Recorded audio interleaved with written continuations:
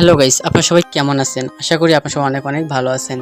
So আপনি অনেক সময় দেখা যায় আপনি আপনার ফ্রেন্ডকে কিংবা বন্ধুদেরকে আপনি অনেক সময় ভিডিও কিংবা ফটো সেন্ড করে থাকেন। তো এই ফটো কিংবা ভিডিওটি আপনি নর্মাল কোয়ালিটি সেন্ড করার ফলে তো ওই ফ্রেন্ডটি আপনার ভিডিওটি অনেক সময় দেখতে গেলে ফাটে অথবা ফেটে যায়। তো এটা আপনি এখন হাই কোয়ালিটি তার কাছে সেন্ড করবেন কীভাবে, এই প্রসেসটি আমি আপনাদেরকে এখন দেখাতে যাচ্ছি। তো চলুন বেশি কথা না বলে আমি আপনাদেরকে ধাপে ধাপে সেটিংটি দেখাই। তো এই জন্য আপনি আপনার হোয়াটসঅ্যাপ অ্যাকাউন্টটি ওপেন করে নেবেন।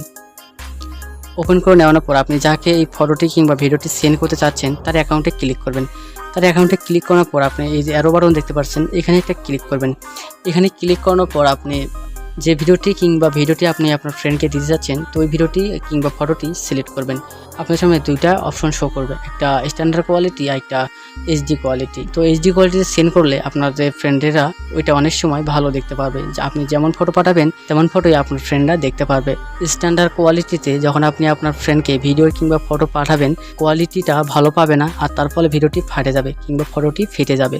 তো আপনি এইচডি কোয়ালিটি সিলেক্ট করবেন। এইচডি কোয়ালিটি সিলেক্ট করে আপনি এই যে সেন্ড বাটন দেখতে পাচ্ছেন, তো এখানে সেন্ড করবেন। আপনি যেমন ফটো পাঠাবেন আপনার ফ্রেন্ডের তেমন ফটোই পাবে কিংবা ভিডিও তেমন ভিডিওই পাবে।